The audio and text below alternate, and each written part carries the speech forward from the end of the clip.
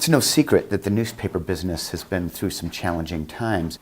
I guess it was September of last year. I became very concerned about the future of the Silverton Standard, and I did not want to be the last editor.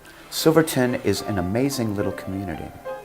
We don't have a chain store, we don't have a chain motel, we don't have chain restaurants, we don't have chain anythings. Back up and draw! I began to think of some way that we could bring back local ownership, which I thought was absolutely vital. The first thing that came to mind is the San Juan County Historical Society. Mark came in and he said, you know, they're going to close it down 6 months. And we thought. I said, well, why don't we go to the owner, Randy Miller, and see if he won't donate it to us. Frida, I said, well, what do you think? What if this doesn't work? And she said, well, at least we will have tried. More people read the paper than actually look through the internet to know what the news is all about. We all just kind of read the newspaper when we go to our jobs, read it when we're at jobs. Yep, very old school around here.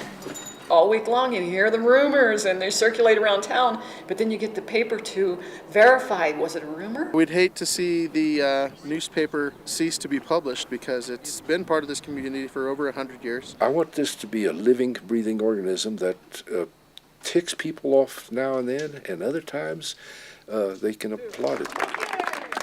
Everybody in town has just been absolutely thrilled. We've gotten all kinds of subscriptions. Even our school kids have given us $2,000. They came up here and they gave us this $2,000 check to the Silverton Standard to keep this newspaper alive. You don't realize how much you depend on the newspaper for finding out what's going on. I'm not writing this newspaper for the town council. I'm writing it for the people of Silverton, and that means listening to the people of Silverton, not just the official story of Silverton. We have a few regular contributors. Freddie Canfield, otherwise known as the guy at the dump. I call the column Weather and Observations. He also throws in a little bit of his Zen philosophy. Soggy doggy weather continues this weather week. Gray skies and growing greenness continue with temperatures ranging between 25.7 and 64.5. Fog moistens leaves and conifer needles and also our lungs when we venture forth on trail. Enjoy every moment. No excuses. Thanks, Freddie. Right on.